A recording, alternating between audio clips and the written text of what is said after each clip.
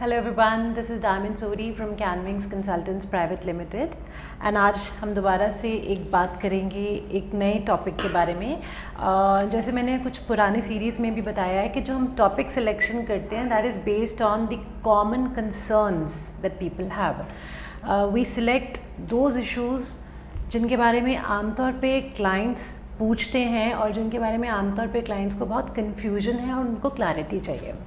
सबसे पहले मैं आज ऑस्ट्रेलिया इमिग्रेशन के रिलेटेड बात करूँगी।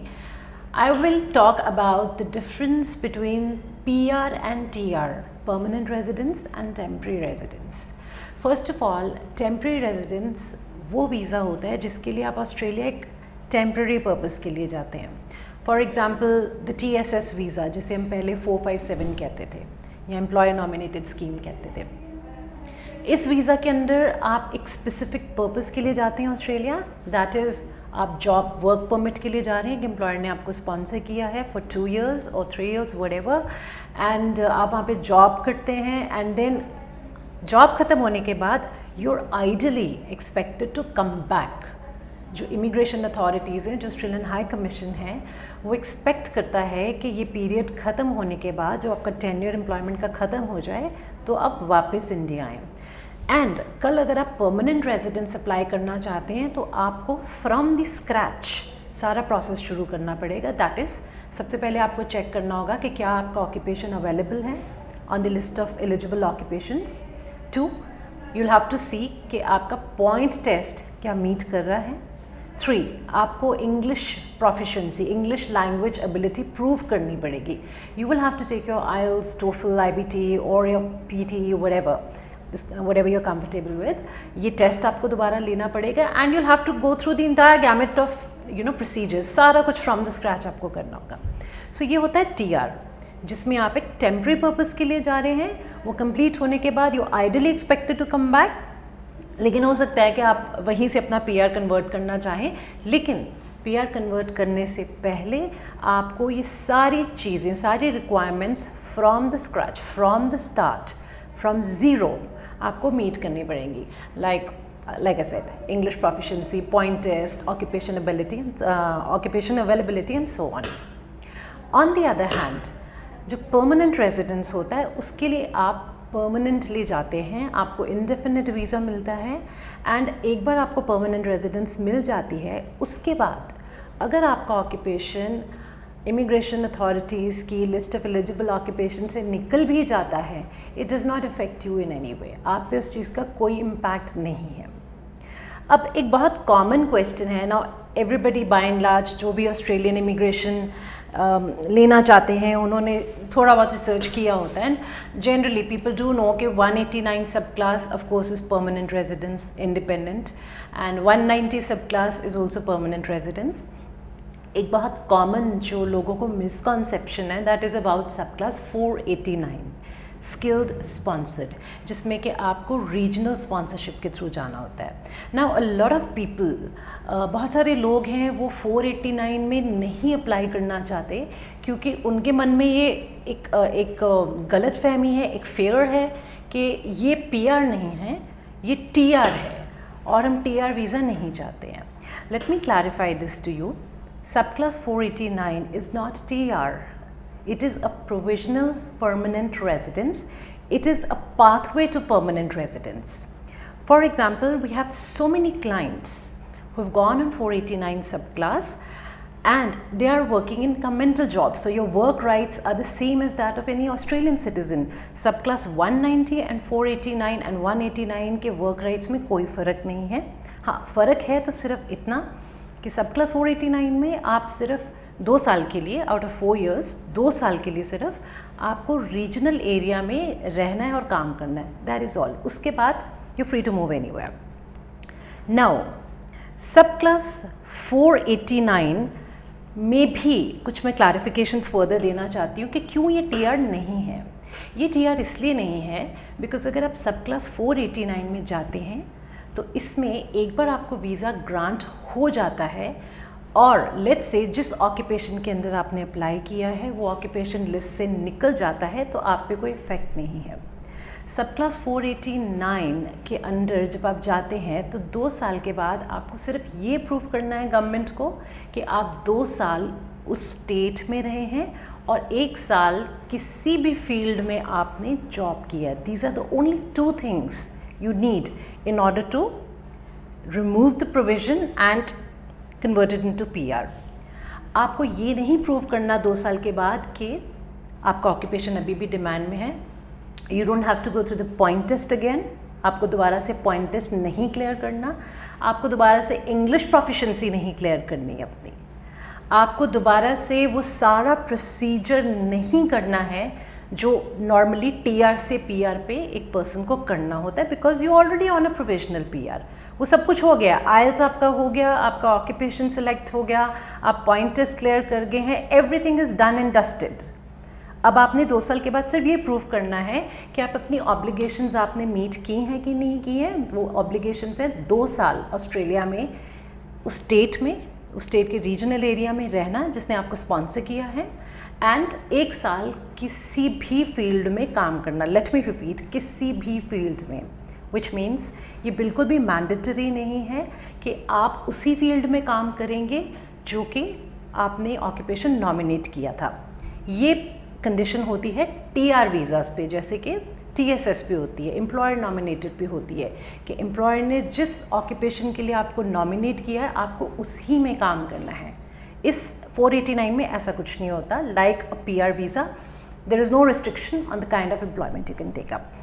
अनदर वेरी कॉमन क्वेश्चन जो क्लाइंट्स नॉर्मली हमसे पूछते हैं, not only those who are not my clients but also those who are my registered clients, जिनके केसेस हम ऑलरेडी प्रोसेस कर रहे हैं। So this is why I feel it is very important to address this question कि लोगों को एक common notion है, कॉमन मिसकंसेप्शन है कि कट ऑफ जो होता है वो हर वीज़ा पे अप्लाई करता है।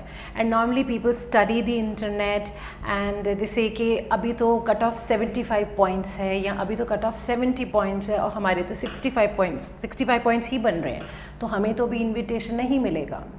प्लीज़ लेट मी क्लैरिफाई कि ये जो कट ऑफ का कॉन्सेप्ट होता है ये सिर्फ सब क्लास 189 पे अप्लाई करता है। ये जो डिपार्टमेंट ऑफ होम अफेयर्स अपने स्किल सेलेक्ट के थ्रू हर महीने राउंड्स, इनविटेशन राउंड्स होते हैं जिसमें कि वो सिलेक्टेड एप्लीकेशंस को पिक करते हैं, वो invitation to apply for visa देते हैं तो ही वो आगे जा सकते हैं। ये कॉन्सेप्ट सिर्फ subclass 189 that is skilled independent पे अप्लाई करता है। And as you must be aware कि सब क्लास 189 में वो लोग फॉल करते हैं जिनका ऑक्यूपेशन MLT SSL पे होता है। बाकी जो है वीज़ा सब क्लास 190 एंड सब क्लास 489 इन पे कट ऑफ नहीं अप्लाई करता, क्योंकि इनका इनविटेशन टू अप्लाई मिलने का प्रोसेस डिफरेंट है। अगर आप सब क्लास 190 एंड सब क्लास 489 के लिए अप्लाई कर रहे हैं तो हम वेट नहीं करते, वी डोंट डू दिस कि हम एक्सप्रेशन ऑफ इंटरेस्ट आपका स्किल सेलेक्ट में लॉन्च कर रहे हैं एंड देन वी वेटिंग कि कब गवर्नमेंट 65 पॉइंट्स पे आए और हमें पिक करे। इसमें प्रोसेस ये होता है that we proactively apply for nomination, और जो स्टेट हमें जिस दिन नॉमिनेशन दे देती है उसी वक्त हमें in a matter of minutes, in fact you will be surprised, at times it so happens कि हमें invitation to apply for a visa की ईमेल पहले आती है and after like 15 seconds or 1 minute we get an email from the respective state informing us that the nomination or the sponsorship for the application has been approved. It is that quick. So 489 and 190 में ये होता है कि जैसे ही आपकी sponsorship approve होती है आपको immediately within a matter of a minute आपको invitation to apply for a visa मिल जाता है। Now I would like to specify here, somehow there is still a psychosis, a fear amongst people कि 489 probably is not a very good visa क्योंकि इसमें medical benefits नहीं सबसे पहले मिलते हैं। I do not understand. अगर आपको free medical नहीं मिल रहा है, what is the big deal? आप obviously ऑस्ट्रेलिया में जा रहे हैं, in order to survive आप जॉब तो करेंगे ही। जब आप जॉब करेंगे तो बट ऑफ कोर्स आपकी मेडिकल इंश्योरेंस उसके साथ आपको मिलेगी, so you will have a full family cover, medical cover for your family but through your job. So that is the only thing. And settling in a regional area actually means having more opportunities available, because the government is ensuring कि आप उस area में settle हो जाके जहाँ पे आपके nominated occupation के related sufficient vacancies हैं, so that you're not unemployed. Having said that, I'd like to repeat कि mandatory नहीं है, compulsory नहीं है आपके लिए उस फील्ड में जॉब करना जिसमें जो आपका nominated occupation रह चुका है immigration purposes के लिए. So given the current scenario, आजकल जैसे occupation lists change होती हैं, and considering the fact that Australia has become more selective, I would not say Australia has become tough or difficult, no, that's not the right word. आज की date में Australia has become more selective. When I say selective, I mean कि वो ensure कर रहे हैं कि genuine applicants with good English proficiency, applicants with a good profile, they are the ones who are given priority to come and settle there. So given the fact that Australia is more selective, given the fact कि occupation lists change होती हैं, जल्दी change होती हैं, and जो government है Australia की, उनका एम्फेसिस आज की डेट में है to direct the migrant traffic towards regional areas. कितने सारे ऑक्यूपेशंस हैं जिसमें आप लेट्स से अगर आपके 8 बैंड्स इन ईच सेक्शन भी हों एंड आपके लेट्स से 80 पॉइंट्स भी अगर आपके बनते हों, उस पर स्पेसिफिकेशन होती है कि इस ऑक्यूपेशन के अंडर नॉमिनेशन सिर्फ सब क्लास 489 में ही अवेलेबल है. इसका मतलब क्या है?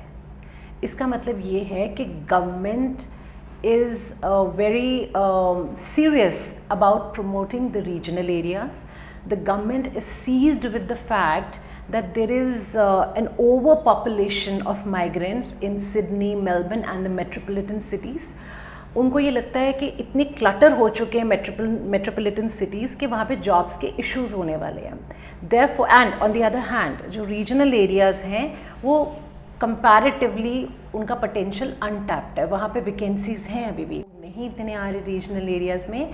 Therefore the government is serious about driving migrants to the regional areas, ताकि एक even distribution of migrant population हो, इवनली सारे लोग all over Australia spread out करें. And with this, I would like to again emphasize that regional area definitely does not mean a village. It doesn't mean कि ऐसी जगह जहाँ पे लोग नहीं हैं या जहाँ बड़ी बड़ी बिल्डिंग्स नहीं हैं या बहुत सारी जॉब्स नहीं हैं. रीजनल एरियाज़ बेसिकली वो एरियाज़ हैं जहाँ पे गवर्नमेंट फील्स कि अभी जो वैकेंसी लेवल है उसके हिसाब से अभी जो लोग जितने होने चाहिए, जो स्किल्ड फोर्स होनी चाहिए, वो कंपैरेटिवली कम है. For example Adelaide in South Australia is still considered to be a regional area. I'd like you to all check out online about Adelaide. It's in fact the world's 6th most livable cities in the world. So जब एक global platform पे एक city को 6th most livable city in the world declare कर दिया गया हो, वो ऑब्वियसली गांव नहीं हो सकता, वो एक पिछड़ा इलाका नहीं हो सकता है. So with that, I'd like to end this session today and I'd like you to definitely rethink about this 489 phobia. 489 visa सब क्लास को गवर्नमेंट आज की डेट में प्रमोट करना चाहती है, कर रही है. एंड अगर आपको आज की डेट में 489 के अंडर अप्लाई करने की अपॉर्चुनिटी मिल रही है, प्लीज़ इसे अवेल करें. Don't just shrug it of कि नहीं 489 नहीं 190 में जाएंगे, क्योंकि 190 की अपॉर्चुनिटी शायद आपको कभी भी मत मिले. Go with what you have because 489 is a very good option and probably it may be your only option, so think twice before saying no to this class. That's all for now and we'll come up with the new session and a new topic next time. Thank you. Canwings 78498 78498. Canwings का ये number आपको दिला सकता है Canada, Australia की PR, साथ ही study visa, tourist visa भी.